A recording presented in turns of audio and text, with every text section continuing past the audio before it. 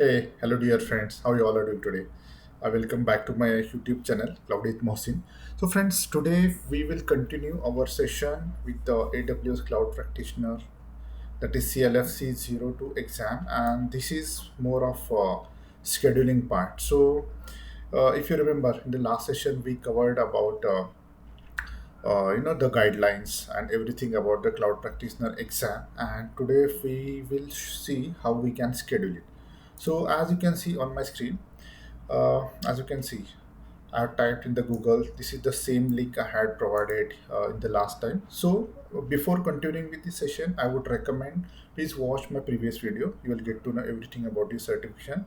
And as we have covered, it's a foundational level exam. It's intended for someone who wants to start his journey in the AWS cloud, and there's no prior IT experience or cloud experience or cloud knowledge is required for this exam. Okay, so as you can see, let me click on this link.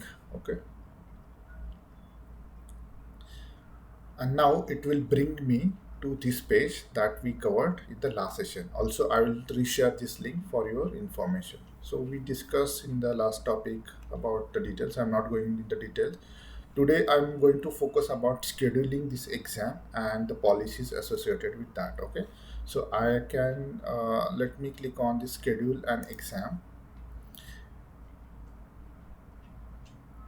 and now as you can see it will bring to AWS training page. Okay, so from this page onward, so this is the page. Here you will it will have your all your certification records, everything your it will be having under this account. I will click on AWS certification account. Let me click on go to your account,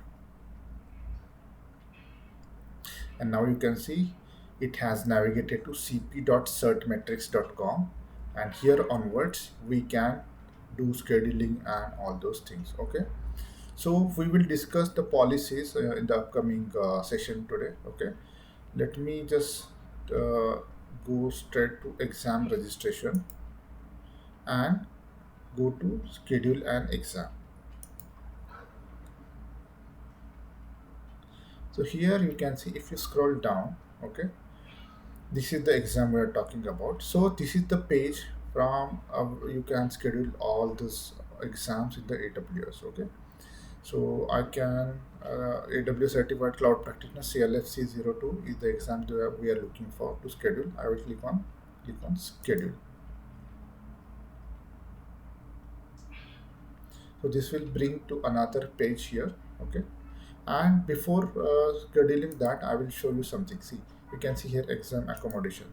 So we can request AWS for exam accommodations. Okay, like if we need if we have some special requirement with respect to this exam, then we have to do this, request this before we can go with the scheduling. Okay, so please note that. And another thing is under profile, there's things like account, address, email preferences, profile questions. So everything that we can set here. So this will be our profile, and then we can go for the schedule. Since I have already done this, I won't go it do again. I will straight go away go to the exam schedule and exam page, which is this one. Now as you can see, select exam option. So very important thing here is just check the exam name. Okay, just double confirm the exam name. This is CLFC 02 AW Certified Cloud Practitioner. If this is not exam, then you can change the exam. So this is very important to ensure the exam there you are going to appear is correct and it's appearing here. The name is clearly appeared here. By default, you can see the language is English, but we can also change. We'll see how it can be done. Now, as you can see on this page, there are three options. How do you want to take your exam? First option is in person at a test center. Another is on view online with on view. Third is I have a private access code. Now let me talk about the first option, that is in person at a test center. So with this one, we need to if we select this option, we need to go to nearest Pearson View exam center, and we need to appear it there in person for this one. Okay, the second option that it talks about, it's on view online. So here using this option we can take the exam at our at our desk. Okay, like from our home we can take this, and on view software that needs to be installed, and we need to work accordingly. So there will be some system checks and everything will be performed before going with this exam. So third option that it talks about is I have a private access code. Okay, so see, the private access code is something like, you can say, um, in case there is some client like say IBM or some say if you are appearing for IBM exam or AWS exam in this case, so there could be some exams where it will be intended like the participant who have attended particular sessions are only eligible for this exam. So you can say this is kind of private exam, and for that you will be given a private code from that provider. Like say in this case, if that is private exam, this is not for general public, then you will be given a private code. And if I say I click on this one, I will need to enter that private code. So here you can say this will give, this is not for everyone, and this will be if there is a requirement to give for this one, then this is in simple term, the first two options are for general exams, and the third one you can say a private exam or something, it's not for all, and that the provider wants to give the access to only few people for this exam due to some reason. In that case, they can go for this one. So as it's not applicable for me right now, I'm not going with this option. Let me talk about the first option. So I'll talk about on view online with on view. Let me click on this. And now, as you can see, if we want to take the exam with on view, that with this software at our own space, like from using our own personal computer, so it's recommended we should use personal computer, because say our work laptops might have some softwares, some firewall rules that that allowing, not allowing it to connect to the internet and like that. So there could be some restrictions, hence it's recommended we should use a personal computer. Here what it will do is use a personal computer that has a reliable webcam and internet connection, and we need to click on the run system check. So it will check whether webcam, internet, and everything what is required is up to date, and it's it, once that is done, then it will give us a pass on that one. Then on the testing space as well, so it says the room should be distraction free and private space. So there are some there's some guidelines that are given, like it's expected like when we use this option, the room where we are appearing or giving the exam. So see, even in this case we will be proctored continuously while during our exam. Okay, so in that case no one should enter our exam room when we are appearing. It should be distraction free. There should not be any study material or anything that like that. So there are lots of things are here, and this is with respect to that. Your photo ID. So we also need to present the government issued identification when we appear for this exam. Even we are at home, we need to give this ID proof. So we can review this guideline, admission and ID policy. And what to expect, like check in for your exam. Even we are going for on view exam, that is at our own space from your my personal computer, we need to appear at least 30 minutes. Like say you have scheduled your exam at 11 a.m.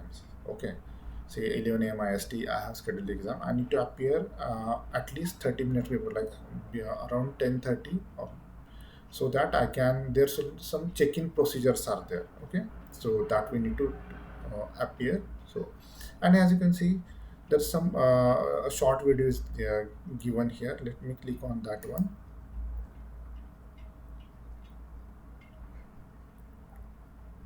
So you can see there are two videos here. Okay, so the first video talks about what to expect when the testing from Pearson. So this is about when we are appearing on the test center. So this is the first video. Second video stands for our online proctoring method. Okay, so let me just try to, I'm not sure whether you will be audible, but let me just play this video.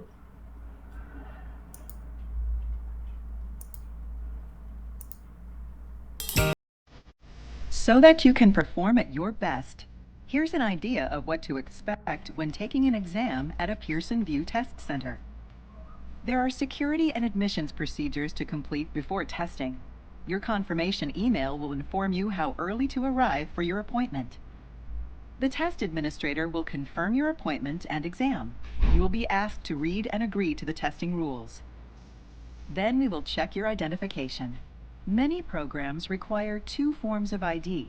For example, a passport, driver's license, or credit card. Requirements vary, so be sure to check with your program for specific ID requirements. Next, the test administrator will ask you to sign your name on a digital signature pad and compare it to the signature on your ID.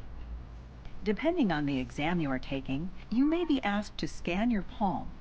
The scanner uses a near-infrared light source similar to a TV remote to scan the veins in your palm. The information is converted to a digital template and used to prevent anyone from testing under your identity. The process is simple, accurate, and eliminates many of the privacy concerns associated with other biometrics. Next, we'll take your photo. All personal data, including your photo, are securely transmitted and stored with your test results. The next step is to store all your belongings in a locker or other secure area. Items like a watch, wallet, purse, phone, other smart devices, or any other personal effects are not allowed in the testing room.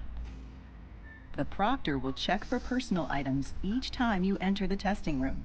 You'll be asked to pull back your hair to show there are no electronic devices present, lift your tie or hood to show that nothing is concealed, and roll up your sleeves. We'll request that you turn out your pockets, run your hands around your waistline and down your legs. Lastly, you will remove your glasses and place them on a desk for visual inspection. Once you've completed the admissions process, you'll be given an erasable noteboard and escorted to your workstation in the testing room. When your exam launches, you will be monitored by the proctor and audio or video recorded. When you reach a scheduled break, if one is included in your exam, or if you need to take an unscheduled break, simply raise your hand and the proctor will assist you. You will need to show your ID or repeat the palm vein scan each time you leave and return to the testing room. When your exam is complete, raise your hand and the proctor will escort you out of the testing room. Depending on which exam you take, you may receive your score report when you exit. Once you retrieve your personal items from the secured area, your testing experience is complete. Should you need accommodations, visit your program's page on pearsonvue.com and click on Accommodations. There, you'll find the details of when and how to request a modification. All of us at Pearson VUE wish you a smooth and successful testing experience. Yeah. So this was all about how we can, what we can expect when we are there in person. Now, if we want to appear for the exam using our own computer, so we need to use the on view that we discussed in the previous slide. Okay, now let's run. Let me run this video.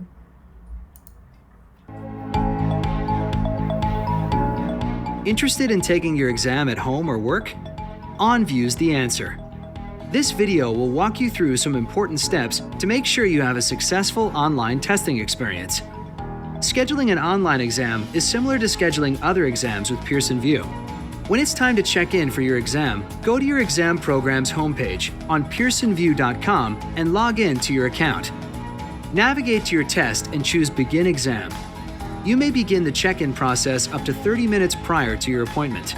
If the Begin Exam button is not there, hold tight. You're too early. Download the OnView software. Double-click and run the software to begin the check-in process. Follow the prompts through the simple self-check-in process. You'll first perform a systems check to make sure your computer is ready. Next, you'll be asked to take your selfie and photos of your ID. Make sure you clear notes and study materials from your workspace and snap photos of your room. Remember to follow the rules of the exam. No one can enter the room while you are testing, and you are not permitted to leave your workspace unless your exam has a scheduled break. Be sure to disconnect additional monitors and close any open applications on your computer. Follow the instructions if you need assistance. Once your ID and photos are reviewed, the check-in process is complete, and your exam will begin. We aim to launch your exam within 15 minutes of your appointment. If you experience a longer delay, there may be an issue with your photos, and the proctor will contact you via chat or your mobile phone. During the exam, you will be monitored through your webcam and microphone. If you have questions along the way, feel free to use the chat icon at the top of your screen to contact the proctor. Thanks for learning about OnView online proctoring. Good luck on your exam. Yeah, I hope this was useful. So now let me switch back to the exam scheduling page. Okay, we discussed about online on view as well as in-person test center. Now I will show you how we can schedule it using in-person at a test center. Okay, let me select this option. Here some guidelines are given. Uh, we need, as we discussed, we need government identification for that one. Then there's some two videos as well and personalized items which are allowed and which are not allowed, like that. So these are given, so you can check it out. Okay, now let me,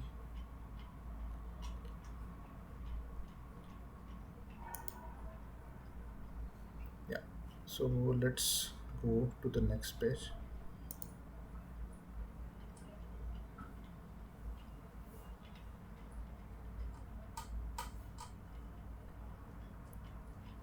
Okay,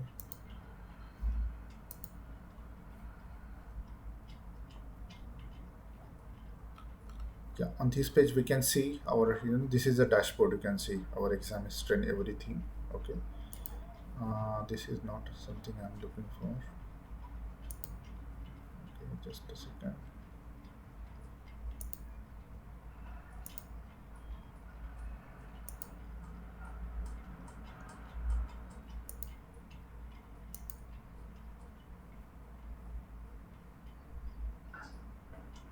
Okay, it seems I got signed out. Let me just sign in again, and I'll show you the scheduling part. Okay, yeah. Now let's go to the exam registration, schedule exam. Let me select CLFC02, click on schedule.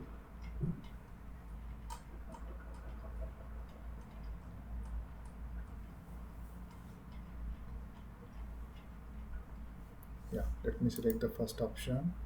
Okay,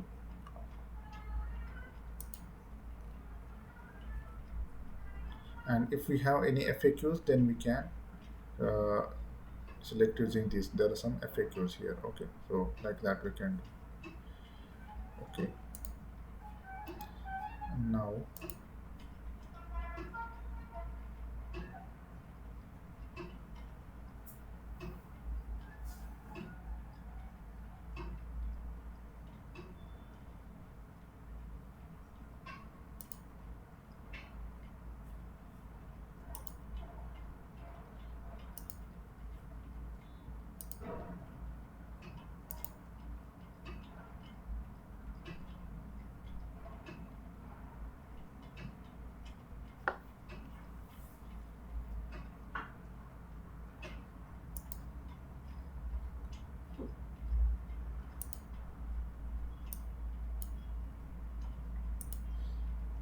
yeah, as you can see, there's a next button here. So let's we need to click on in person at a test center. Then there is a button, click on next.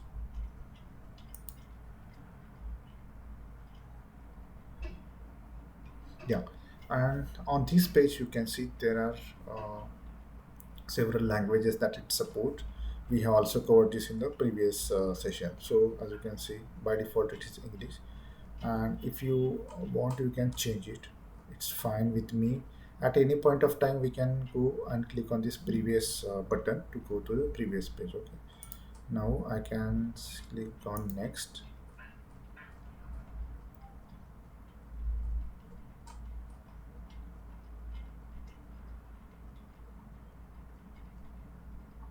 Yeah, so this is very important page. Okay, so this page talks about Amazon Web Services policies, terms and conditions. So this talks about admission policy, reschedule policy, cancellation policy, and additional information. Okay, in terms of admission policy, we need our the first step is the first name or given name and the last name surname must be identical to the first name and last name on the valid form. It means, see, uh, if you have given the name here in your account or while registering this exam, that should exactly match with your identity card details. Okay, and it's not matching, then we need to click on, there's a button here, click here to submit a ticket to AWS support if there's some mismatch between that. And this will take, if say we have submitted to do some changes, and it may take up to 2 business days automatically to update in the Pearson VUE system.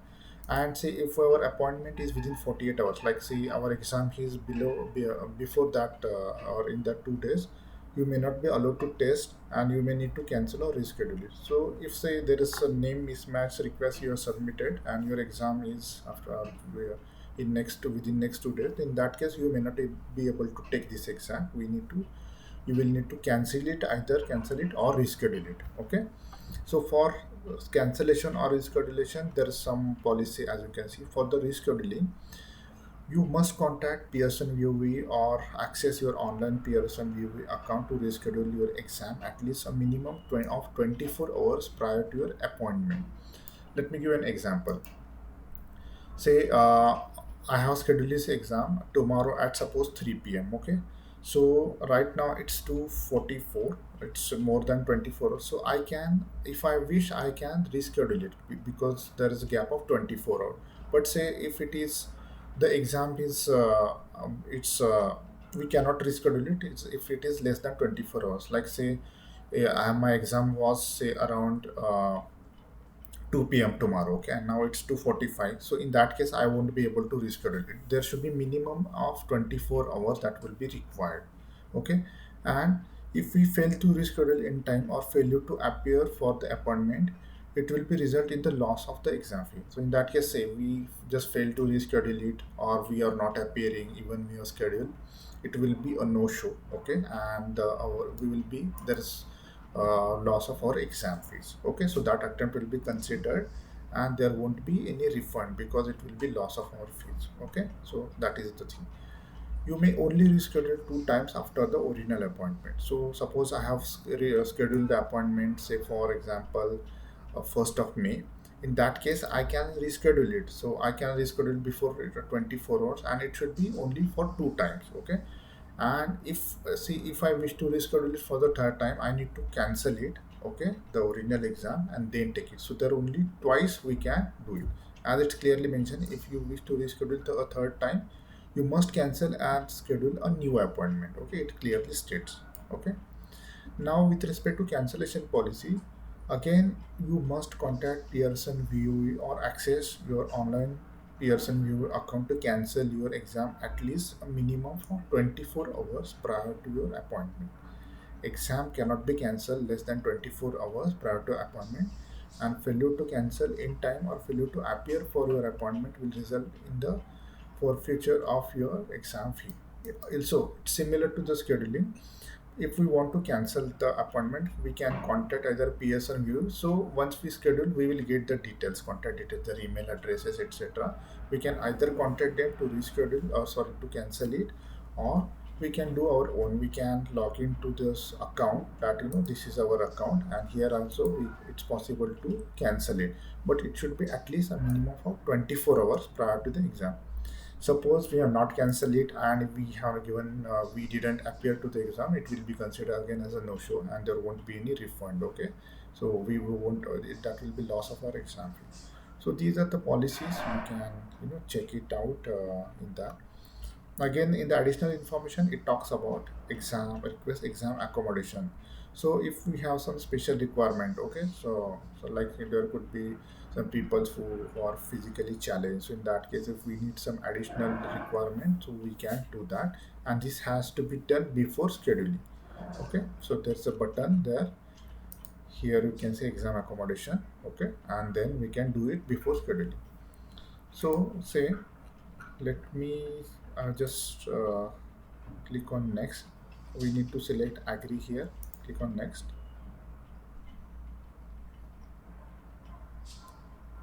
And now as you can see this page, so it will give us, see, it's based on our account detail. Okay, in the account detail, I'll show you here. in the profile address, it lists, what are the address we are given. It will be here in this address page here. Let me show you.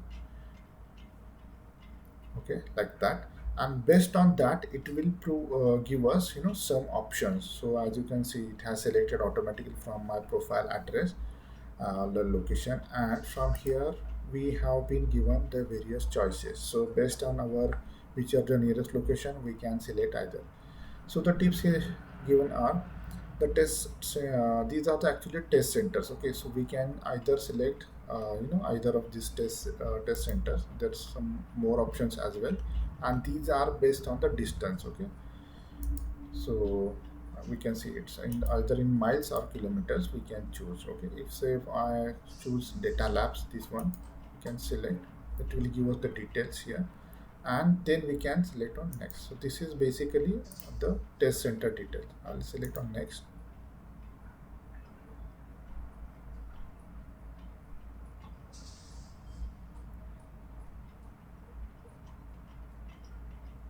Now on this page, it will be select a date at your preferred test center. So when we have selected the test center, now it's time for to select the dates. So here you can see select a date from the calendar. Only dates with appointments availability can be selected here. So you can see there are some of the field, like even most of the fields are grayed out, and on the date like 25th March and 28th of March are only the dates which are, I can able to select. So this is based on the availability of the test, that slot, you can say booking slot at that test center. Okay, and if we are not able to find it, we can select another test center. Say if we wish to schedule this exam, say suppose on 29th of March. Okay, but this is grayed out, so it's not here listed. Okay, in that case we can either select another test center.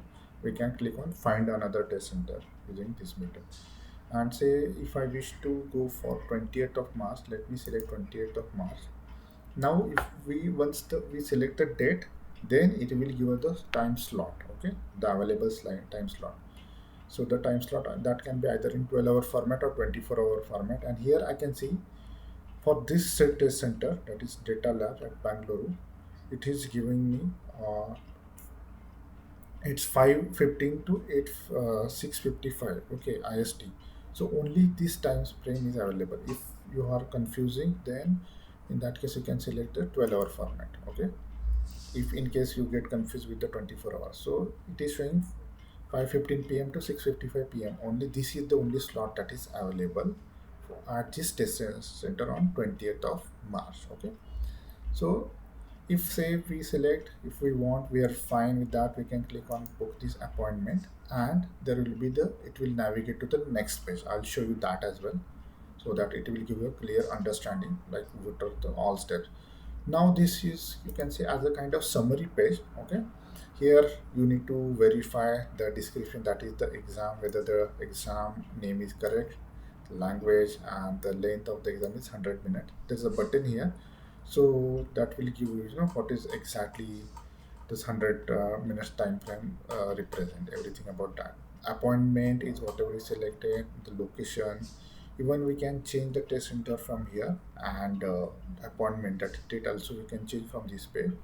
Price you can say 100. This is with respect to US dollar. Okay, so the tax is not calculated on this page, but here you can see total due, it's 18 with respect to tax, and the estimated total due will be USD 118 US dollar. Okay, so we can also add another exam here, and we can click on checkout button here. Okay, so say for example, let me click on checkout.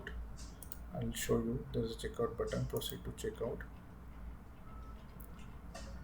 Okay, now on this page you can see this is kind of, the way we do the shopping. Okay, so it has added to cart, and here it gives us the option add voucher or promo code. Like if you have any voucher or any promo code, you can click on here and click on apply.